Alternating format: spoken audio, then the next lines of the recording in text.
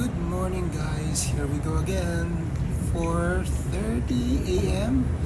Let's walk. Okay, naubusan ako ng kape sa bahay, so let's have coffee first. And I use here my own mug para less waste.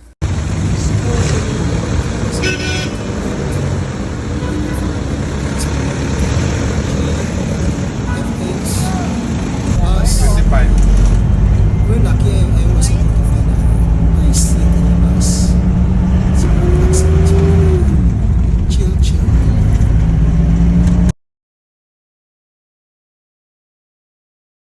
After our morning class, we had some breakfast. I always look for vegetables. Unfortunately, evacuation.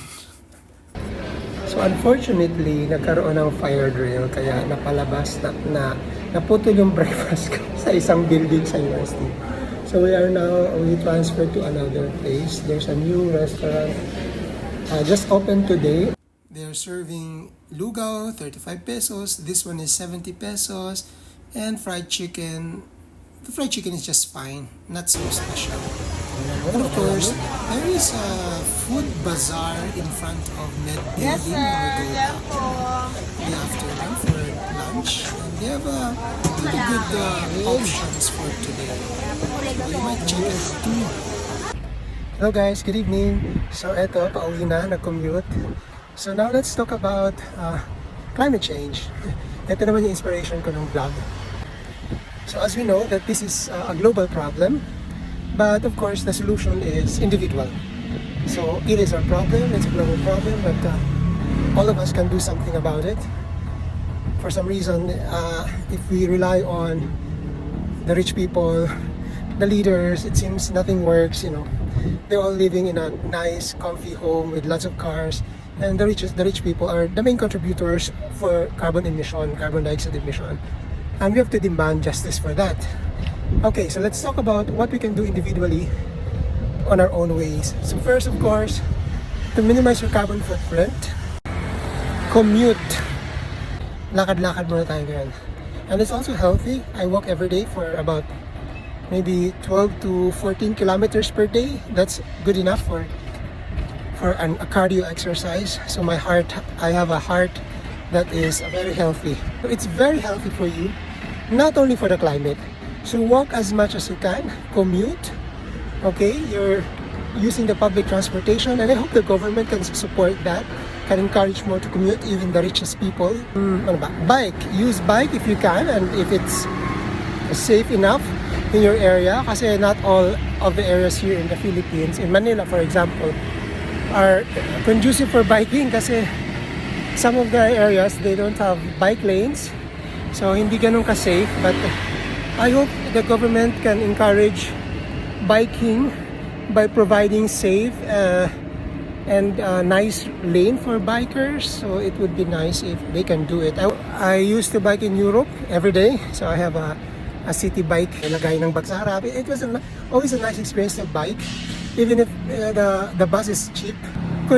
Consume and use products that are regional or local in your area. For example, sa pagkain na lang, no? You can select products that are readily available in your area, bili kayo sa public market, or definitely the closer the better, sa garden or sa local farmers nyo. Can you imagine? So pag binili nyo yun, hindi naman yung nag-transport ng malayo, so mura na, and less pa yung carbon emission. Generally cheaper, it's healthier, fresh, and ano sabi ko? And you can help the farmers, the local farmers. Next is save water. Important yun because especially in the Philippines, one of our main sources of electricity is water. So we need to save more water, not only for our drinking needs but also for electricity. Because electricity, yung hydropower ng bansa natin. So it's important to maintain that water level, especially now na medyo kulang ang ulan. So we need to conserve energy, we need to conserve water. And of course, this is a huge problem in Manila, in our country, garbage. So we're polluting a lot, we're consuming a lot, especially plastics. We don't segregate. So it's better if we can segregate, we can recycle. So your waste products will not just go directly to the dumping site. It will have a a better chance to be recycled if it's clean, if it's properly segregated in a recycling bin, separate paper, metals, glasses, plastic, and biodegradable materials. So for now, I think yun lang naisip ko. If you have suggestions, something that we can do on our own, maybe you can put it in the comment and we will have some discussion on what we can do to help ourselves, to help the planet, and of course, the future. So we finally arrived home. So here's how I segregate my garbage. Okay, so I'll show you. So I have here textile, so I don't just throw it away. I bring it back to, ayan, may mga brief, baka makita nyo. Mga t-shirt na may mga sira-sira na, may punit-punit na gano'n. Parang mas mahal pa pag ni-repair. So, ito yun. So, I usually bring it to, okay, H&M, meron sila, pati yung Uniqlo, meron din silang recycling. So, I appreciate that because at least I know na dadalhin nila yun sa ano. So, I don't just throw it or use it. Sometimes I use it as a rug. So here I have here a bio. Bio means biodegradable. Okay, ito yung paper. These are plastics. Unfortunately, ito I try to segregate it actually, but dikit na talaga yung metal, nahirapan ako mag-ano. So, but I do separate my ito dito to sa plastic, and this one is also, nahirapan ako mag-sampat ito, plastic and paper there. And yung mga used ano natin, boxes, it's not always, wait lang. Medyo aray ko. So ayan, naguluhan ako dun So as you can see, these are very like high density karton. So matitibay siyang karton Okay? So makapunta ko ngayon sa paper dito. And this one, as you can see, hindi siya, meron siyang plastics talaga. So make sure you put it in its proper place. Ayan, plastic. If you can recycle, you should, no? And this is, paper, high density cartons, paper. So, hopefully, ayan, ito, hindi ko nagagawin ito. Pero sa metal to, so as you can see, no? Maybe you can use it later for something else. But, yeah, for now, you can throw it. That's it. So, ayun, that's how I segregate my waste. And I'm trying my best as well. Even this one, hindi to single use. I use it to, may water pa nga ako. After some time, siguro mga 3-4 uses, I have to throw it away na. So, I think, I hope I can encourage you to do that as well, and as little things as you can, kung anong kaya nyo na makakatulong kayo for a greater good, no?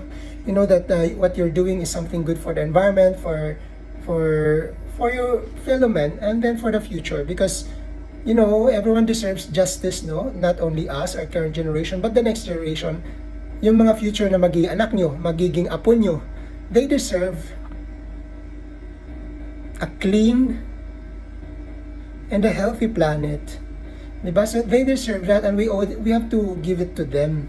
We have to preserve what we can, and we have to demand intergenerational justice. Also, global or climate justice, because if we are living in the Philippines, we are at risk, no? Kasi we are in equator region, equatorial area. So, pag mainit na yung mga oceans, tayo talaga magsasuffer. As you can see now, we're experiencing extreme temperature. Pag tag-ulan, ganun din, extreme flooding. So, we will really suffer. And so, we can demand those developed countries, yung mga mayayamang bansa, to lessen their carbon emission. Diba? Mga ganyang bansa na sila naman nagpuproduce ng oil, ng diba, ng mga carbon emitting sources of electricity. Ngayon binabaha na rin sila, but it's not enough, no? They really need to think about it na it's not fair. Okay, it's not fair just because we live in a vulnerable country and then we have to suffer, and these countries, developed countries, are what? Kulang kasi ang ginagawa nila. So we will become if this continues, and most probably it will continue. That's why we have to do our little ways to save it. We will suffer. We will really suffer. We'll become climate immigrant. We will. A lot of us will not survive. The vulnerable, the elderly, the young people. Ayan. So ayan, nagrarant na. Pero yun, just do what you can, okay? And join. I hope you can join me. Kahit walang nakakakita sa inyo, just do what you think is right. Okay, I've been doing this for years. Pagdating ko talaga dito sa Pilipinas, doon talaga sabi ko, I need to do something. And this is small things sa bahay natin na pwede natin gawin. So, sabi nga, ano ba yan? Ni Miss Earth, no? Ay, nakalimutan ko. Basta just try to do your best. Okay, this vlog is too long. Bye-bye. Choose. Bye-bye.